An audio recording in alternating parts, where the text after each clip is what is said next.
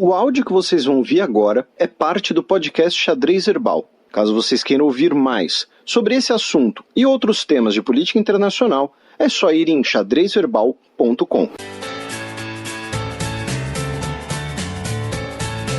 Gambito da Dama. Oi pessoal, espero que estejam todos bem. Obviamente o assunto dessa semana não poderia deixar de ser o coronavírus.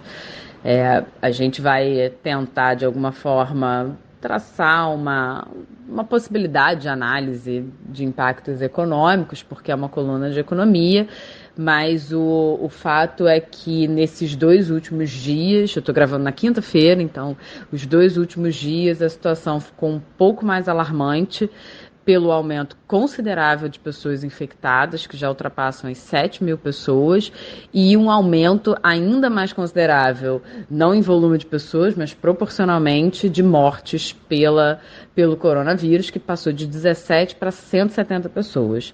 Além desses números, dentro da China, já foi registrado caso de uma infecção pessoa para pessoa, o que evidencia uma disseminação relativamente rápida do vírus e, portanto, faz com que a gente tenha que acionar muito sinal de alerta, tanto que a própria Organização Mundial da Saúde anunciou hoje, de novo, estou gravando na quinta-feira, que é possível classificar a epidemia do coronavírus como um caso de emergência de saúde pública de interesse internacional. Isso, claro que deixa todo mundo receoso, claro que deixa todo mundo abalado, com medo. A gente está falando de vírus que é invisível, que tem transmissão, e transmissão que não necessariamente a gente consegue detectar a partir dos sintomas, mas em grande medida, o próprio porta-voz da OMS falou que o fato de declarar como uma emergência de saúde pública internacional, neste momento, tem muito mais relação com a necessidade de uma coordenação global entre os países, de uma coordenação entre estados, com especial preocupação para países onde o sistema de saúde é frágil, para que a gente possa conter a transmissão do vírus. O que está muito associado com o que o Estado chinês já está fazendo. A cidade de Wuhan é uma cidade gigantesca, uma cidade de 11 milhões de habitantes, quase uma São Paulo, assim, só para imaginar como é a cidade que eu moro. O Rio tem 3 milhões de habitantes e a região metropolitana 9 milhões, eu acho, que são várias cidades juntas. Acho que é isso, tá, pessoal? Então, só da gente olhar esses números, a gente já entende o drama que é isolar uma cidade desse porte.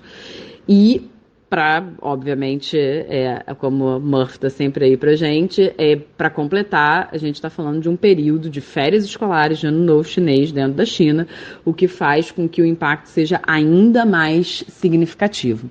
Esse impacto ainda mais significativo acende também na gente o alerta de quais serão os impactos econômicos a partir tanto da economia local, quanto, obviamente, como a gente está tratando da China, dos impactos internacionais.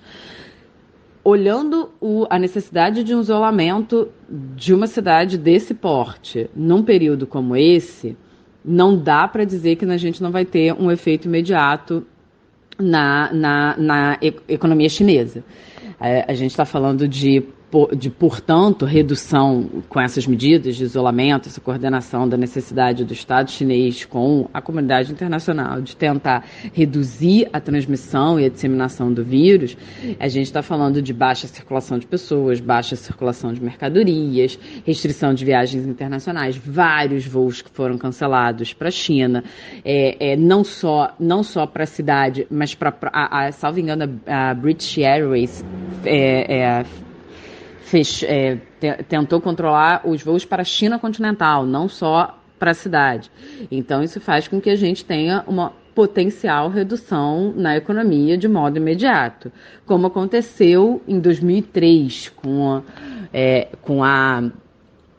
o surto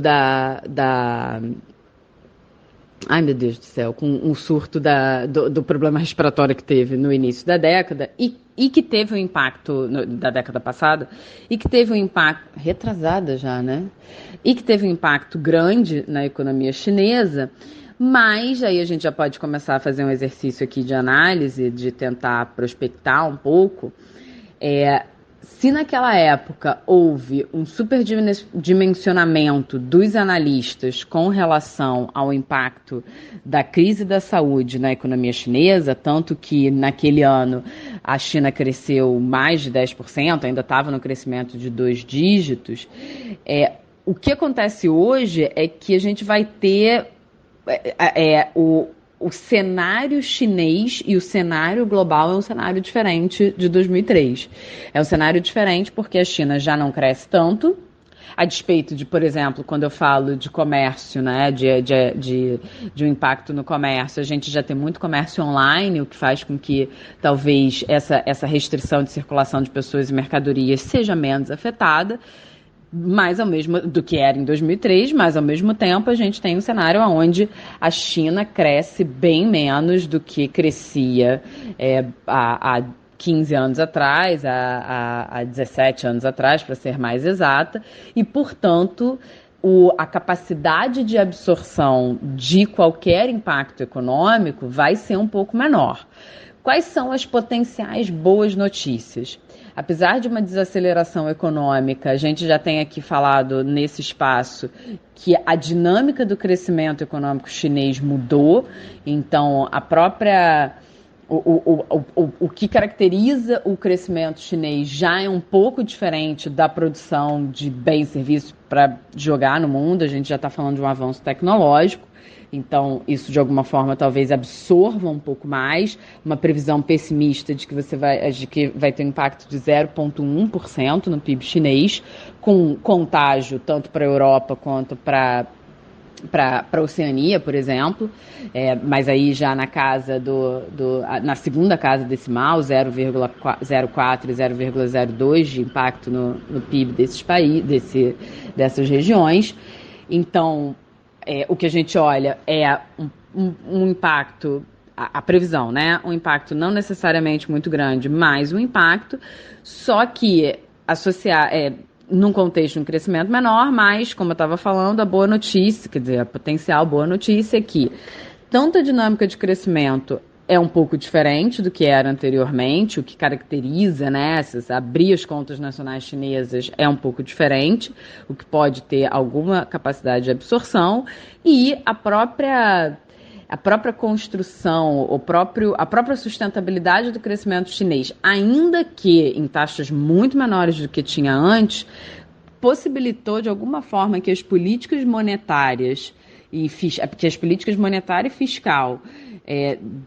a capacidade de realizar políticas monetárias e fiscais anticíclicas na China tem uma capacidade maior pela dinâmica de crescimento e pela maturidade econômica pela maturidade da economia chinesa. Enfim, de modo... na verdade, eu ia fazer uma analogia, mas não faz sentido, com a crise de 2008. Então, essa seria a potencial boa notícia.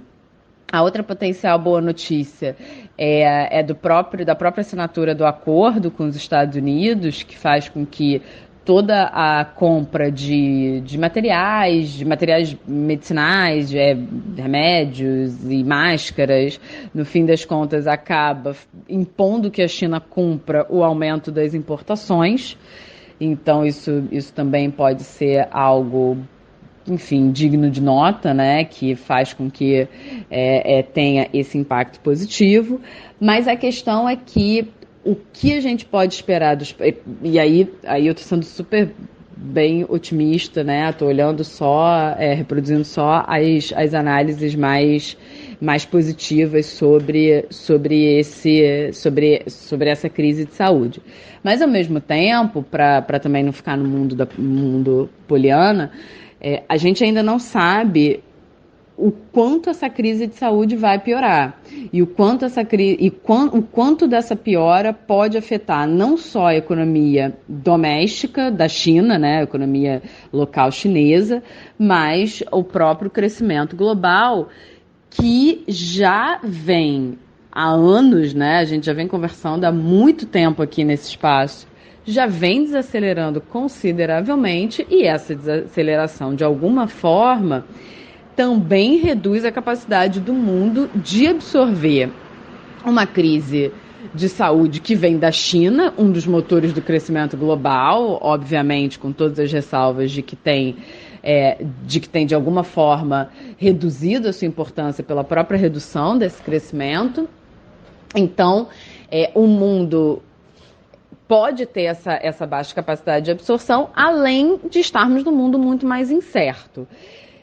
Essa incerteza, bem da verdade, já trouxe, de alguma forma, uma resposta muito rápida e coordenada das autoridades. Assim, as incertezas fazem com que a gente tenha que ter uma capacidade de planejamento muito maior e de resposta muito maior e mais rápida do que se a gente não tivesse num mundo tão incerto. Então, por esse lado, assim, a gente já viu esse aspecto, essa externalidade positiva de olhar como, de fato,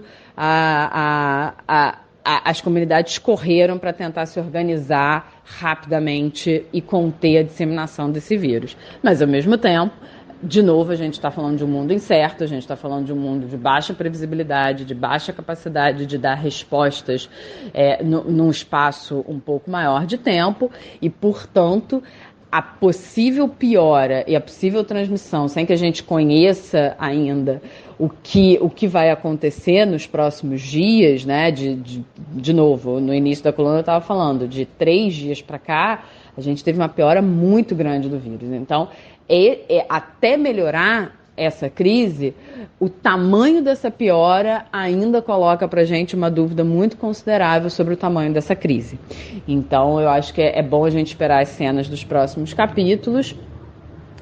Aqui no Brasil, né, como sempre, a gente precisa, a gente depende bastante da economia chinesa. A gente teve um abalo na Bolsa nessa semana, principalmente as commodities, né, de aço, enfim, as vendas que a gente realiza com a China, mas por hora não dá para dizer que a gente vai entrar em crise por conta da crise do coronavírus. Não é algo que a gente possa afirmar. A gente precisa continuar seguindo, fazendo os deveres de casa que a gente tem que fazer para aguentar qualquer abalo internacional.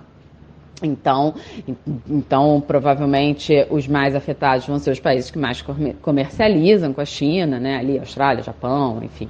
E agora esperar como... se vai ter uma piora ainda daqui a alguns dias, e qual vai ser o tamanho, e esperar que pelos próximos meses a gente já tenha uma resposta boa o suficiente de contenção da disseminação e da crise dessa nova epidemia de saúde global.